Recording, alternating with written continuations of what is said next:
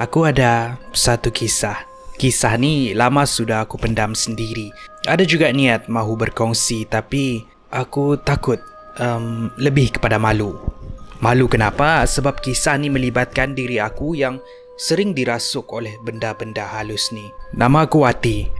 Aku berumur 25 tahun. Kisah ni terjadi kepada aku semasa aku berumur 23 tahun ataupun 2 tahun yang lalu.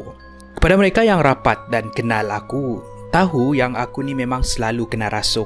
Kadang-kadang aku kena tak kira tempat. Masa ramai-ramai di kelas pun aku boleh kena rasuk. Setiap kali aku kena rasuk, aku sedar-sedar je orang berdiri di sekeliling aku. Tengok aku terbaring. Malu, geng. Serius, aku malu. Belum cerita rasa penat dan lemah lagi setiap kali benda tu masuk dalam badan aku. Makin kerap aku dirasuk, makin aku rasa serik dengan benda-benda ni. Betul, mungkin ada yang pernah alami apa yang aku alami. Mungkin mereka tu tahu perasaan aku dan di sebalik mereka yang memahami juga aku tahu. Ada yang cakap, itulah kau tak sembayang. Itulah kau selalu kena ganggu. Nye. Bukan aku yang pilih untuk kena rasuk. Bukan aku senaja meracau tak tentu pasal nak minta perhatian. Mungkin ini memang nasib aku. Jadi aku kena kuatkan diri je. Tapi untuk kuatkan diri tu bagi aku memang susah. Sebab aku ni jenis yang lemah semangat. Dan iya, benda-benda tu percaya ataupun tidak, boleh rasa kekuatan semangat seseorang. Ada juga yang cakap, kau ni beranilah sikit, apa penakut betul kau ni.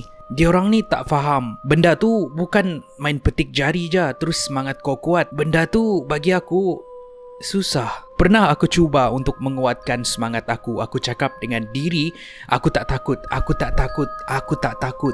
Tapi pada hakikatnya walaupun bibir aku berbicara macam tu, tapi jauh di dalam lubuk hati aku takut. Aku takut sangat. Nak dijadikan cerita, ada beberapa kali aku diganggu di dalam rumah aku sendiri. Kalau di dalam bilik, waktu malam aku suka tutup lampu. Aku akan on lampu kuning je, lampu tidur. Jadi di penjuru bilik aku memang nampak kelam. Dan di sebalik kegelapan tu kadang-kadang aku ternampak kelibat yang berbulu lebat tinggi. Dia akan berdiri di penjuru bilik aku sambil memandang aku dengan mata dia yang berwarna putih kelam. Kalau setiap kali aku ternampak benda tu, aku apa lagi? Aku tutup laptop, tutup handphone, naik atas katil, tarik selimut dan buat-buat tidur sampailah aku tertidur betul-betul. Kalau dulu aku akan turun ke bawah dan kejutkan ibu dan ayah, tapi sekarang dah besar panjang ni, malas pula aku nak kacau diorang. Jadi aku hadap je lah benda ni. Selalunya aku akan tertidur juga.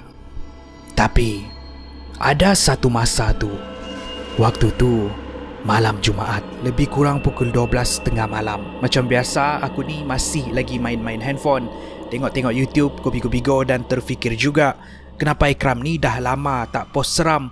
Memang jahanam betul lah. Masa aku tengah main-main handphone tu, aku ternampak benda tu di penjuru bilik aku.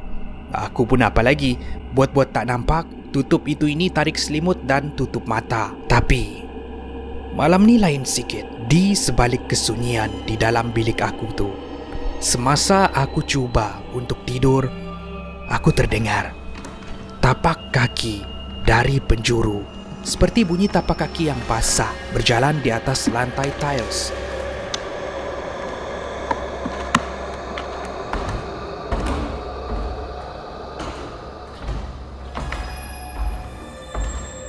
Kalau kamu semua boleh bayangkan, tapak kaki tu melangkah satu persatu mendekati katil aku.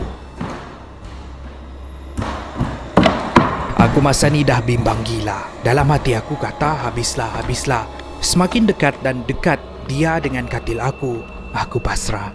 Tidak sehingga tapak kaki tu berhenti betul-betul di hujung katil aku. Aku hembuskan nafas lega. Ingatkan benda tu sudah tiada lagi. Aku silap sama sekali. Tiba-tiba aku terasa ada seseorang yang naik ke atas katil aku.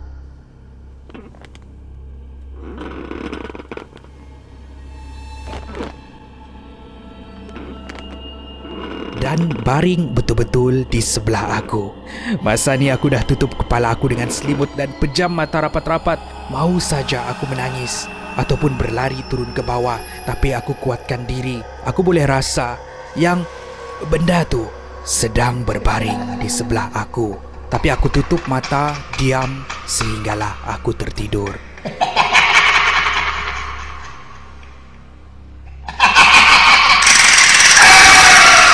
Itu bukan pertama kali ada benda yang mengganggu aku di dalam bilik. Ada lagi satu malam tu, waktu tu pula pukul 3 pagi, tengah nyenyak tidur. Aku tiba-tiba terbangun sebab aku terdengar suara budak ketawa. Kalau kamu boleh bayangkan, aku masih lagi buat-buat tidur, tapi aku dah terbangun dan telinga aku peka mendengar. Suara budak tu berlegar-legar di dalam bilik aku.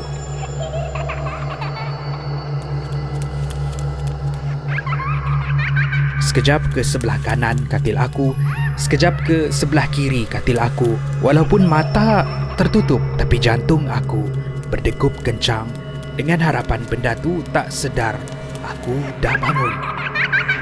Tiba-tiba suara budak tu betul-betul berhenti di depan aku. Dan ayat inilah ayat yang paling seram pernah aku dengar. Katanya, ibu dah bangun.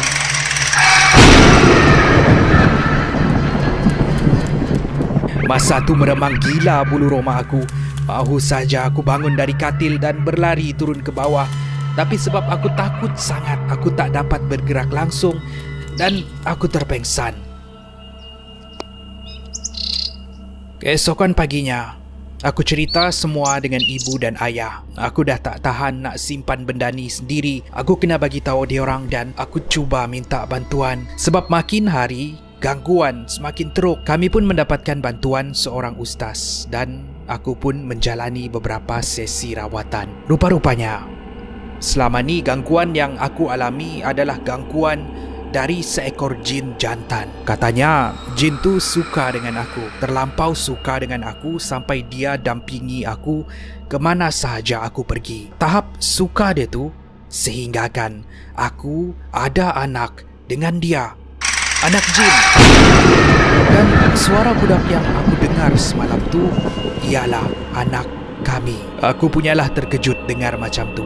Mula-mula aku tak percaya, tapi setelah ustaz tu terangkan dengan aku, benda tu semakin hari semakin masuk akal juga. Sebab ada benda-benda misteri ni yang memang tidak masuk akal, tetapi benda tu memang benar-benar boleh terjadi. Kata ustaz tu lagi, selama ni jin tu dia duduk di dalam rahim aku. Katanya dia duduk di sana supaya kalau aku kahwin suatu hari nanti, aku tidak akan mempunyai anak. Sampai begitu sekali. Dan itulah kisah yang pernah aku alami. Selepas aku berubat tu adalah beberapa kali juga aku masih kena rasuk dan kena ganggu. Tapi semenjak aku amalkan nasihat dari ustaz tu dan selepas beberapa kali mendapat rawatan dari ustaz, alhamdulillah dah tak jadi apa-apa sekarang. Sekarang sudah 2 tahun kisah tu berlalu. Sekarang aku berumur 25 tahun.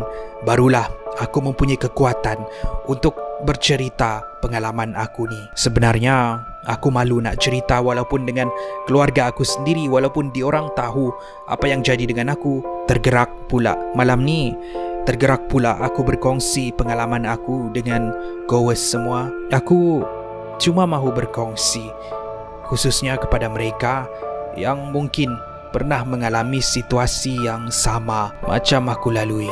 Terima kasih kerana menonton Akram di sini. Itu adalah sebuah kisah yang diinspirasikan dari sebuah kisah benar. Memang banyak benda-benda mistik yang tidak masuk akal berlaku di sekeliling kita. Mungkin bagi mereka yang tidak pernah melalui benda-benda ni agak pelik, tetapi bagi saya secara peribadi, setelah beberapa tahun mendengar dan berkongsi kisah-kisah mistik, saya cenderung untuk percaya yang benda ini memang tidak mustahil. Namun begitu, jangan kita terlalu taksub. Kita anggap sahaja ini sebagai satu perkongsian. Akan ada satu aplikasi untuk berkongsi kisah seram pada masa hadapan. Saya akan umumkan aplikasi itu kepada anda semua dalam masa terdekat ni. Apa-apa pun, maafkan saya kalau kopi-kopi seram sudah lama tidak dimuat naik. Saya akan cuba sedaya upaya untuk memuat naik lebih banyak lagi perkongsian seram. Terima kasih kepada geng-geng seram semua. Saya jumpa anda di episod yang seterusnya. Kopi-kopi Go, menarik setiap hari.